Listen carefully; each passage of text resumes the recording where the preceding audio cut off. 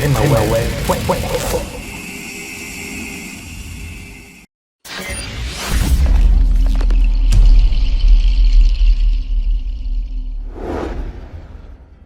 Je vous salue au nom de Jésus-Christ, bien-aimé. Je sais que vous êtes nombreux à nous suivre. Et bien, vous me voyez, c'est la sœur Nadine Tamboué, toujours avec la joie du Saint-Esprit. Nous sommes sur www.rema.com, sur notre plateau de Rema News, une émission qui vous apporte des nouvelles sur l'actualité chrétienne. À chaque fois que nous sommes devant vous, nous sommes heureux de nous retrouver encore devant vous, de vous parler de la parole du Seigneur, de vous apporter des messages. Et nous recevons plusieurs serviteurs de Dieu, des chantres de l'Éternel sur notre plateau. C'est une grande joie encore de nous retrouver au-devant de vous. Et sans plus tarder, il faudrait passer la parole à un invité que nous avons sur le plateau. Il n'est pas assez présenté, mais je vais quand même qu'il se présente parce qu'il y a d'autres personnes qui sont peut-être nouvelles sur Rema Web. Shalom, shalom. Shalom. Homme de Dieu, vous pouvez vous présenter et dire un petit mot pour vous présenter pour le peuple de Dieu qui nous suit. Shalom à tous les amis qui vont suivre ces programmes. Je remercie d'abord Emmanuel qui m'a reçu aujourd'hui. Que Dieu soit loué. Je suis l'apôtre Achille Benito, en Gampela Mbamundele, de l'Assemblée des disciples de Jésus-Christ à Stockholm. Oui, merci pour votre présentation. Nous sommes heureux à chaque fois que nous vous recevons sur notre plateau de Rema Web. Nous sommes bénis. Et je crois que vous êtes aussi bénis de la part du Seigneur au travers Rema Web. Apôtre Achille, ça fait vraiment un temps qu'on ne vous voit plus sur notre plateau, je dois le dire. Qu'est-ce qui a fait cette disparition? Cette absence, il est vrai, ça fait très longtemps que je suis passé sur Rema Web, mais l'absence est due à des multiples programmes que j'avais à l'église et en dehors de l'église. C'est-à-dire j'ai effectué quelques voyages missionnaires pour aller apporter la parole presque dans plusieurs pays, là où j'ai été invité. Et puis je suis revenu à Stockholm, là où je réside. Et j'avais aussi beaucoup de programmes à l'église. Donc c'est ce qui a fait que je sois un peu rare sur Rema Web. Mais on est là par la grâce de Dieu, aujourd'hui on est présent. Oui, vous êtes présent et nous vous remercions pour votre présence sur Rema Web. Et je ne sais pas, quand vous êtes absent, quand vous allez faire des activités en dehors, peut-être de Stockholm, en dehors de la Suède, vous pouvez nous dire quel est le bilan que vous laissez ici à l'église, l'Assemblée des disciples de Jésus-Christ, vous dites. Et il y a un bilan, expliquez-nous un peu comment ça se passe. Je dirais, oui, il y a toujours eu un bilan. Positif ou négatif, Oui, il y a le bilan, je peux dire les deux, mais plus positif. Pour être clair, être sincère, plus positif, moins négatif. C'est négatif, je commence d'abord par la négativité. Négatif parce que nous essayons d'expliquer aux gens, d'enseigner à tout, parce qu'il y a beaucoup de gens qui viennent présentement, qui viennent nouvellement à l'Assemblée. Peut-être ils ont entendu l'apôtre Achille prêcher, ils ont suivi des programmes, des émissions et consorts. Quand ils viennent, ils veulent écouter l'apôtre Achille. Vous voyez, c'est quelque chose qu'on est en train de remédier, de changer un peu pour que les gens arrivent. Pas tout le monde. Il y a des gens qui veulent que quand ils sont là, il faut qu'ils écoutent l'apôtre. L'apôtre soit là. Ce n'est pas mauvais. Vous voyez, parce qu'on a confiance à la grâce que Dieu a posée dans une personne. Mais quelque part, ça peut devenir mauvais aussi quand on est lié à l'apôtre plutôt qu'au Seigneur, à la parole de Dieu. Donc c'est ça qui est un peu négatif. On est en train de travailler sur ça pour que les gens comprennent aussi. L'apôtre n'est pas Dieu, il n'est pas un petit Dieu qui doit être partout au même moment. Il y a une question qui me vient. Vous pensez qu'il y a une personne ou des gens qui peuvent remplacer l'apôtre Achille, avec la grâce que l'apôtre Achille a, quand vous quittez, quand vous partez comme ça et vous laissez l'église? Est-ce que vous pensez que vous avez des gens, des personnes vraiment à l'église ou ici au pays aussi parce que, au pays. Ouais, c'est une question qui est un peu compliquée, mais je vais essayer de répondre à la question. Donc remplacer l'apôtre, c'est quelque chose de difficile, non pas parce que l'apôtre est Superman, non. C'est parce que chacun de nous a reçu du Seigneur une grâce particulière. Je crois, ce n'est pas l'apôtre qui a commencé avec l'œuvre de Dieu en Europe, en Suède, partout dans le monde, non. Parce que Dieu est le Dieu de toute génération. Il a utilisé d'autres personnes dans le passé et aujourd'hui il continue aussi avec certaines personnes qui s'est choisi. Donc remplacer l'apôtre c'est quelque chose de difficile. Mais Dieu pourvoit. C'est-à-dire si l'apôtre n'est pas là, quand il n'est pas là, Dieu utilise des grâces, d'autres grâces qui existent déjà. Vous voyez? Donc je ne peux pas dire que je suis là, je reste, je serai éternellement. Non. Parce qu'il faut séparer la relève. Non. Parce qu'il y a d'autres serviteurs de Dieu, excusez-moi parce que je vous ai coupé la parole, oui. Il y a d'autres serviteurs de Dieu qui pensent qu'ils sont indispensables. Donc quand ils ne sont pas là, donc l'église est fermée. Et je pense pas que ce n'est pas le cas. Non. Parce que il y avait d'abord, je garde d'abord la question du bilan positif. Je réponds d'abord à cette question. Donc n'oubliez pas cette question. Donc moi je pense que je peux être remplacé par une autre personne, mais qui ne sera pas l'apôtre Achille. Dieu est souverain, il peut susciter quelqu'un avec une grâce plus excellente que celle que j'ai, ou encore moins excellente que celle que j'ai. C'est ça dépend de Dieu. Moi, je me considère comme quelqu'un qui est envoyé par Dieu.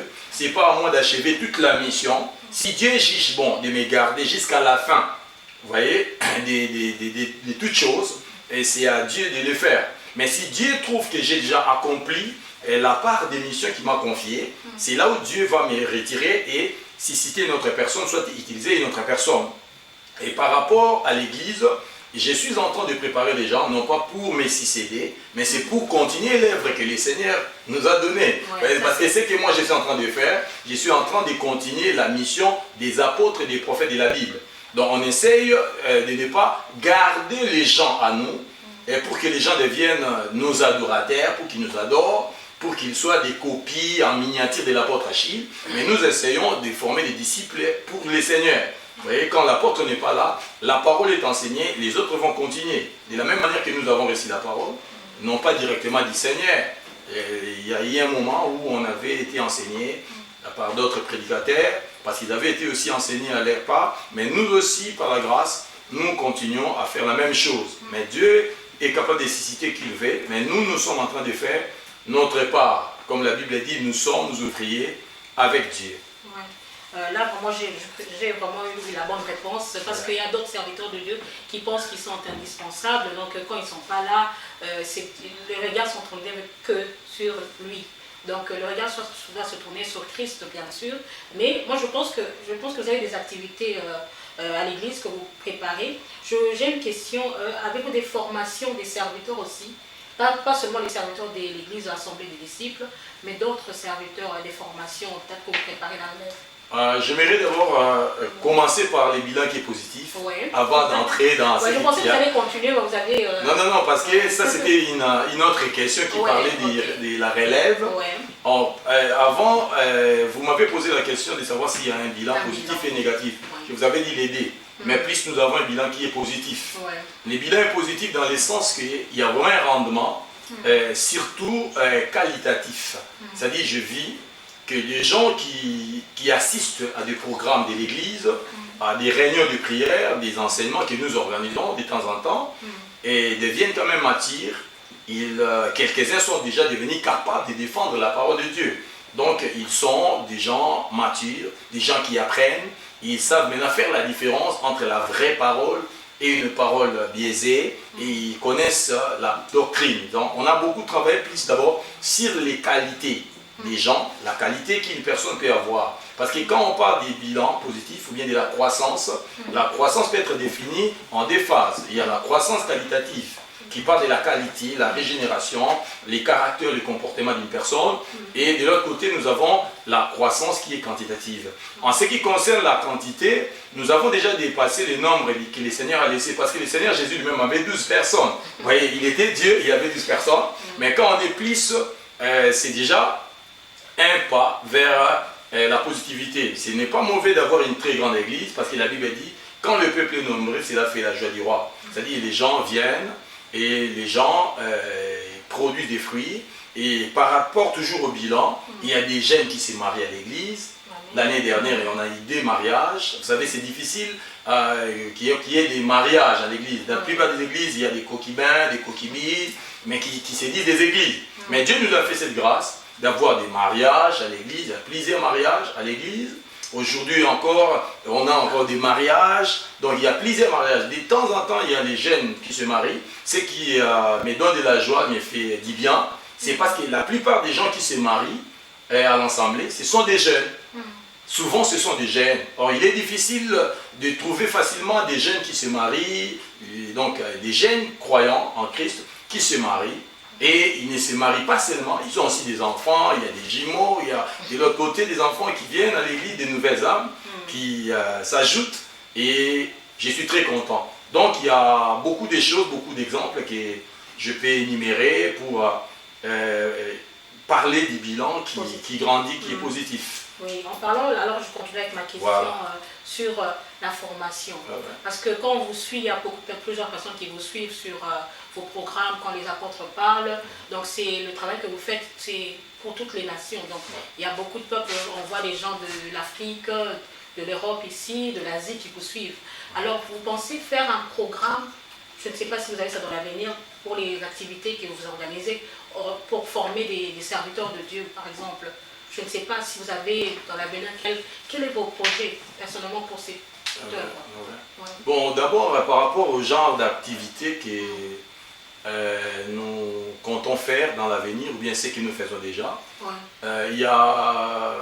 on peut organiser beaucoup de types de formations, mais ce que nous organisons souvent dans l'Assemblée, c'est plus des activités évangéliques.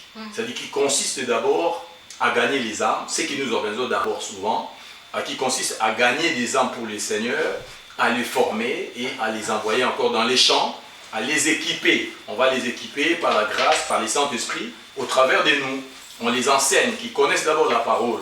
Parce qu'il y a un grand malaise qui circule dans les églises de cette période, c'est les dénominateurs communs de la plupart des assemblées, c'est le manque d'enseignement, manque d'encadrement, manque des bases, et des gens qui prient, qui n'ont pas une base. On a d'abord cherché à s'accentuer sur ça, gagner les âmes, les former, les envoyer, pour qu'ils deviennent capables quand même de défendre leur foi en face des faux enseignements, des vents et marées. Ça, c'est ce que nous avons... Ma question... Je garde encore... Oui, regardez, parce que c'était plus par rapport... Parce que je vois quand il y a des gens qui entrent dans le programme, quand vous faites vos prestations en direct, par exemple, il y a plusieurs fidèles d'autres églises qui viennent, qui suivent et qui sont formés, mais qui rentrent encore dans leurs églises, peut-être avec un enseignement qui est contraire. Je ne sais pas, en fait, c'est un exemple que je donne. Et ce que je pensais, une formation des serviteurs de Dieu qui dirigent les églises. Donc, sur ce cadre-là. Il y a ceci, vous voyez, c'est quelque chose qui est un peu large. Il y a d'abord ceci. Il y a une formation, organiser une formation pour le serviteur. Vous savez, il y a beaucoup de serviteurs de Dieu qui sont déjà serviteurs, ils sont déjà pasteurs. Bon, chacun est devenu pasteur, il me suit. Donc je parle d'abord, je ne parle pas d'abord de ces programmes, quand les apôtres parlent, je parle d'abord de la formation qui présente dans une église. Il y a des serviteurs qui sont devenus serviteurs, qui comprennent aussi la grâce que les autres ont, ils ont cette humilité, ils sont aussi enseignables, de reconnaître que tel homme a reçu telle grâce et je peux en profiter pour essayer un peu, ainsi de suite, vous voyez. Donc il y a aussi de ceux-là qui veulent aussi apprendre. Vous savez, dans la Bible, c'est toujours comme ça. Et j'aime beaucoup l'histoire de Nicodème dans la Bible, qui était déjà un docteur de la loi, et qui n'a pas pu fermer les yeux pendant toute la nuit. Il a réfléchi beaucoup sur son salut, son sort à lui, qui était déjà un docteur, un enseignant de la parole. Il a entendu parler Jésus, il a vu Jésus opérer des miracles, il a écouté les enseignements de Jésus, il a dit tiens, je vais de nuit rencontrer cet homme pour lui poser la question de savoir comment puis-je faire pour entrer dans le royaume des cieux. Il était déjà un docteur de la loi, il dirigeait déjà un groupe de gens, si on peut dire ça, il était déjà un formateur au temps des Gamaliel, vous voyez. Il est allé de nuit, pourquoi? Parce qu'il avait peur des gens de sa communauté. Et il avait peur de l'excommunication. Parce que beaucoup de gens, il y a de ceux-là qui veulent aussi apprendre, qui me contactent apôtres, on peut partager. J'ai aussi besoin de faire ceci, de cela. On fait aussi des partages, vous voyez. Et il y a aussi de ceux-là qui veulent aussi apprendre, mais en catémini, tout en ne disant pas que je vais apprendre Ils apprennent toujours en cachette. Vous voyez, bon, c'est normal, on n'a rien à faire là-dessus. Et on a jugé bon de faire passer le message. Pour moi, je n'ai pas besoin que les gens reconnaissent en moi tel X, Y, mais les soucis est que la vraie parole de Dieu soit proclamée, enseignée. Si par exemple j'ai prêché un message et toi tu as écouté, tu as trouvé que ce message est bon, performant, utile pour ton église, tu peux apporter le même message dans ton église. Pour moi, ça ne vient pas de moi, c'est quelque chose que Dieu m'a donné. Vous voyez? Je sais que beaucoup de gens suivent quand les apôtres parlent. Il y a beaucoup de serviteurs de Dieu, des amis qui suivent, ils m'appellent, ils m'encouragent dans ce que je suis en train de faire. Ils disent oui, c'est vrai, parce que là on enseigne plus sur la doctrine. Ils disent que non, c'est bien ce qui parce qu'on a aussi des échos qu'il y a des fidèles des églises qui vous suivent et après ça donne des conflits. Mais ça donne des conflits, souvent ça donne des conflits parce que leurs pasteurs veulent faire de ces fidèles-là leurs propres esclaves, vous voyez. Parce que quand un fidèle écoute un message, une prédication, il va venir poser la question à son pasteur, vous voyez. On a dit ceci, j'ai écouté l'apôtre, il a dit ça, il a dit ça, il a dit ça. Et quand quelqu'un est à court d'arguments, il dit il ne faut pas suivre cet homme, on les a vous voyez, parce qu'il est à court d'arguments. Mais si c'est quelqu'un qui connaît la parole, il va expliquer. Vous voyez? Et souvent, quand j'ai fait des émissions en direct dans ces programmes des camps des apôtres parlent, souvent, je l'ai dit souvent, c'est une possibilité que je donne à tous ceux qui ont un avis contraire, une opinion contraire par rapport à ce que moi j'ai dit. Parce que l'apôtre Paul dit dans la parole, nous n'avons pas cette habitude de contester dans l'assemblée. C'est-à-dire qu'il faut réfuter avec la parole, mais il ne faut pas refuser. Il y a d'autres qui disent que vous êtes un peu dur. Peut-être si vous étiez un peu doux. Dur dans quel sens? Dur dans votre façon de parler.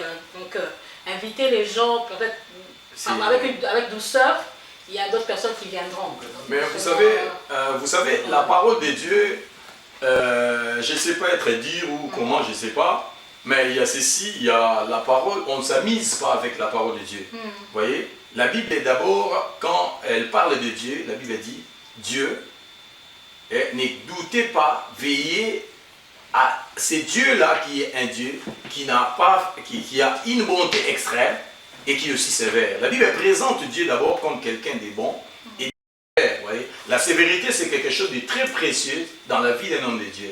C'est-à-dire, si je suis dur par rapport à mon travail, mais je ne suis pas dur par rapport à ma façon de vivre, là, c'est une autre chose. Vous savez, il y a toujours une déontologie dans tous les domaines, il y a une déontologie. Il y a une déontologie médicale, il y a aussi une déontologie pastorale. Il y a une manière de présenter les sermons, il y a aussi une manière de vivre en dehors de ça, pour ne pas vivre en dehors de la parole. Mais la parole de Dieu, c'est toujours la parole. Quand on est en train de faire l'œuvre, il faut pas... Vous savez, des gens qui me traitent de dire, de ceci, de cela, ce sont des gens qui se sont amusés avec la parole. Vous voyez, quand on est en train maintenant de les ramener dans la parole, ils trouvent que c'est dur. Si tu lis dans la parole, tu vas remarquer que Jésus a aussi été traité d'un homme dur. Quelqu'un qui pouvait dire à une femme, la nourriture réservée aux enfants ne peut pas être donnée aux chiens. Tu ne peux pas dire qu'il était... sympa, ainsi de suite. Quelqu'un qui pouvait dire à sa mère, au noces des Cana, femme, qu'y a-t-il entre toi et moi? Donc il a aussi été traité des durs, vous voyez? Et Paul aussi dans la Bible a toujours été traité des durs. La plupart des gens ont été traités des durs. On ne peut pas faire l'unanimité, il y a des ceux-là qui trouvent que c'est une très bonne manière de présenter la parole, mais souvent, étant homme, ce qui m'approche, c'est à eux de dire si je suis dur, si je suis donc ils sont les bienvenus à vous contacter. Mais non, j'ai toujours été accessible. Et puis moi, je suis l'un des rares pasteurs qui appelle. Même quand quelqu'un m'appelle de l'étranger, je vois son numéro, je peux facilement rappeler. Quand ils m'écrivent, et je le fais. Je ne suis pas un pasteur là qui est là dans Facebook, il boude, il ne répond pas. Après, quand il publie quelque chose, il veut que les fidèles partagent. Et moi, je parle avec tout le monde. Quand on commente, je commente. Quand on écrit, j'ai réagi. Donc je suis accessible. Voilà. Donc on aura le temps de parler de ce programme quand les apôtres parlent, de ce programme que vous faites et de vos activités que vous faites en dehors de l'Église Assemblée des disciples de Jésus-Christ. Maintenant, il y a un événement qui s'annonce, je crois, et je voulais vous parler des activités d'abord de l'Église Assemblée des disciples de Jésus-Christ et puis ce programme qui s'annonce bientôt dans les jours qui viennent. Il y a l'Assemblée des disciples de Jésus-Christ de Stockholm, c'est nous avons beaucoup de programmes. Et souvent, nous avons déjà des programmes qui sont réguliers, vous voyez, et hebdomadaires, mensuels. Nous avons l'habitude, nous avons par exemple tous les mercredis, par exemple, à partir des 16h des après-midi, à partir des 18h, nous avons ce que nous appelons un culte des prières, c'est-à-dire dans ces programmes-là, il y a de petites exhortations de 30-35 minutes et nous restons beaucoup de temps dans la prière. Des fois, nous présentons des prêches liées à la prière, des thèmes qui montrent aux gens comment prier, demeurer dans la prière, demeurer dans la présence de Dieu, qui parlent de la foi, ainsi de suite. Ça, ce sont des kits de prière que nous avons presque tous les mercredis. Et souvent, le vendredi, nous avons des kits d'enseignement, là où nous enseignons la doctrine. Là, on pose des questions, vous voyez. Le pasteur qui enseigne, après les fidèles vont poser des questions, tu vas répondre, auxquelles tu vas répondre. Là, on n'est pas là, alléluia, amen, sortez dans la paix du Seigneur. Non. C'est comme une école. Là, c'est déjà une école. Ouais. Et ça, c'est comparable à une école de prophètes. Parce que nous traitons des sujets qui n'en traitent pas souvent dans la plupart des églises. Ouais. Parce que partout on prêche, pécher contre le Saint-Esprit, c'est impardonnable. Et si vous péchez contre le Saint-Esprit, vous ne serez pas pardonné. Mais on n'enseigne pas aux gens c'est quoi les péchés contre le Saint-Esprit, par exemple. Nous abordons des sujets pareils. Par exemple, Satan, beaucoup de gens disent que Satan était un ange dans le passé, il a péché, il a ceci. Nous essayons d'expliquer à la lumière de la parole, c'est quoi au juste. Dans Ézéchiel 28, on dit qu'il était dans les jardins d'Éden. Beaucoup de gens disent que c'est le diable. Donc il y a beaucoup de confusion. Et là, nous expliquons aussi les versets difficiles de la Bible. Et les gens posent des questions, nous essayons d'y répondre par la grâce de Dieu. Et tous les dimanches, à partir de 16h, nous avons un programme, un culte dominical. Et nous nous réunissons à partir de 16h pour prêcher la parole, adorer Dieu, des louanges, d'adoration et consorts. Dans la présence de Dieu, nous recevons aussi les gens qui viennent à l'église. Nous avons un programme un peu particulier, presque tous les dimanches. Et souvent, nous avons aussi l'habitude d'organiser des événements régulièrement. Nous avons un label Scandinave Forgotten. Chaque année, si Dieu nous donne le temps, le moyen, la conviction, nous organisons aussi des événements, comme par exemple les Scandinave Forgotten, là où nous invitons les gens qui viennent de partout, le pasteur, qui viennent des différents pays, des différentes assemblées, qui viennent nous enseigner, prier ensemble avec nous, ces genres d'enseignement. Et d'ailleurs, j'ai un projet de commencer maintenant un autre programme, quand les apôtres parlent, une réunion qui parle de la doctrine, c'est-à-dire on va inviter des serviteurs de Dieu qui sont capables d'enseigner la parole, on va traiter des sujets qui sont un peu forts pour commencer à enseigner aussi ces programmes-là par rapport à la doctrine. Oui, maintenant nous revenons sur l'affiche que nous avons devant nous. Oui. Parlez-nous encore de cet événement, explosion de gloire. Voilà, explosion de gloire, les héros qui dorment. Une explosion. Voilà, c'est une explosion. Ça sera chaud. Une explosion, les gens ne vont pas mourir, mais les gens vont entrer dans la gloire. Parce que ce n'est pas une explosion avec des dynamiques, avec des bombes, donc, des gloires. Donc il faut en bénéficier, vous voyez.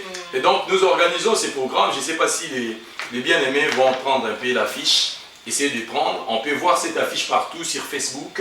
Elle est publiée, on peut vous taguer. Et j'inviterai d'abord les amis qui sont sur Facebook.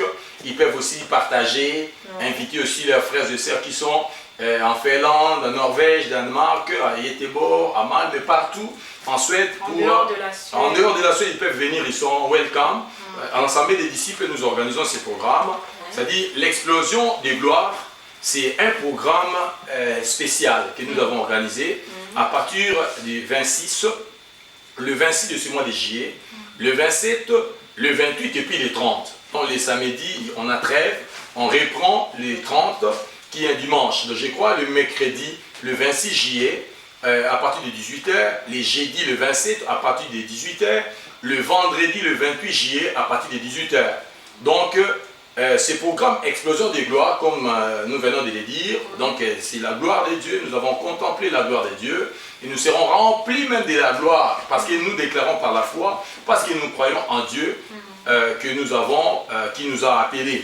Donc il y a un thème qui sera abordé, le thème c'est les héros qui dorment. et les différents orateurs vont intervenir donc, pour essayer d'expliquer. Donc, nous gardons vraiment la primaire à ceux qui vont venir, à ces programmes. Donc, mais les héros qui dorment, on va essayer d'expliquer les héros c'est qui et pourquoi ils dorment. Est-ce qu'il faut qu'ils se réveillent et qu'on sort. Donc, c'est vraiment un thème passionnant, très important. Et nous avons les orateurs, nous avons par exemple, ici en Suède, l'apôtre Achille, moi-même je serai là, comme intervenant aussi, et nous avons l'évangéliste Guy Thierry de l'église du Rocher qui sera avec nous, et nous avons quelqu'un qui est un ami qui a la grâce de Dieu, il a aussi l'onction de Dieu, qui va venir de la France, l'apôtre Paul Mwanga qui sera avec nous, il va arriver toujours dans les cas de ces programmes. Donc nous allons travailler avec ces hommes de Dieu qui équipés par le Saint-Esprit, ils ont cette grâce pour expliquer cette parole, prier pour les gens et déclencher la foi par la grâce de Dieu, selon la grâce que Dieu a posée sur eux. Donc l'explosion de la gloire, des gloires, c'est ces programmes que l'ensemble des disciples organisent, toujours à la même adresse, à Rodmansgatan, au centre-ville de Stockholm. Il y a le métro Rodmansgatan, sortie Bibliothèque internationale, ou bien, comment ça s'appelle encore, j'ai traduit directement en français, Handelshögskolan, qui est l'Institut supérieur des commerces. Donc c'est sorti à 100 mètres seulement du métro Rodmansgatan, l'ensemble des disciples de Jésus-Christ. On est là, dans les cas de ces programmes, le 26, le 27, le 28 et puis le 30. Donc j'en profite d'abord pour inviter tout Stockholm qui est invité. Le frère Mario est invité, le frère Jancy, le frère Evie et tous les frères, tous les héros de l'homme. Donc tous ceux qui sont là-bas. Les fidèles d'autres églises ils sont invités parce que les fidèles appartiennent à Jésus. Ils vont bénéficier de la grâce, c'est très important. Et donc nous enseignons la parole de Dieu. Ils peuvent arriver pour recevoir la parole. Et ceux qui restent dans des maisons qui sont dessus, comme on a tendance à le dire, ils peuvent aussi venir participer à ces assises. Dieu leur fera du bien. Amen, amen. Merci beaucoup, apôtre Achille. Je vous en prie. Nous sommes très heureux, nous étions très heureux de vous recevoir sur notre plateau. Le plaisir est partagé. Vous avez tout dit et nous pensons vous recevoir prochainement pour continuer encore parce que je vois que vous avez beaucoup de choses à dire de la part du Seigneur. Et je pense que toutes les personnes qui nous ont suivis ont été édifiées par ces petits moments que nous avons passés.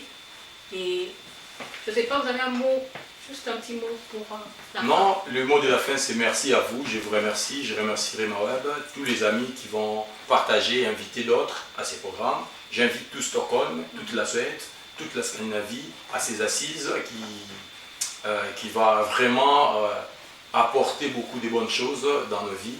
Que les Seigneurs bénissent. Je demanderai aussi à tous les amis de prier pour nous, de nous soutenir dans ce que nous sommes en train de faire pour les Seigneurs. Il y a beaucoup de combats, mais Dieu nous donne toujours la victoire. Amen. Donc il y a les ennemis qui sont partout, mais la victoire appartient au Seigneur. Donc nous persévérons.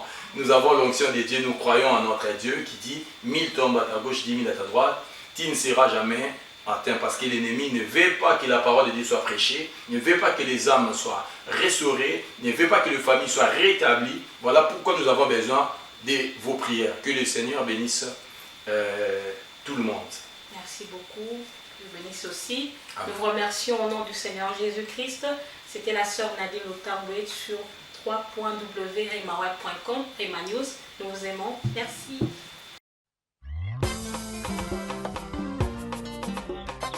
Alléluia, alléluia. Shalom, shalom bien-aimés, mes frères et sœurs. Je vous invite à nous suivre nombreux sur notre site www.remaweb.com. Vous ne serez pas dessus. Que Dieu vous bénisse. Merci. Jambo ndugu wapenzi, naitwa kwa jina la Jolina Baguma. Nitaka kuwainvite kwenye site ya remaweb.com. Hapo mtaona video za nzuri, mtaona watumishi wa Mungu watawajalia kwa neema. Karibuni nyinyi wote. Asante. Shalom, nzamba pambola bino bisika nyonso bozwami bisika bozolanda biso na moment oyo. Boye malamu na site na bino www.remaweb.com. Hej kära bröder och systrar, det är än en gång er programledare Sylvia. Jag ber er att ni ska besöka vår hemsida remaweb.com och hoppas att Gud kommer välsigna er. Remaweb.com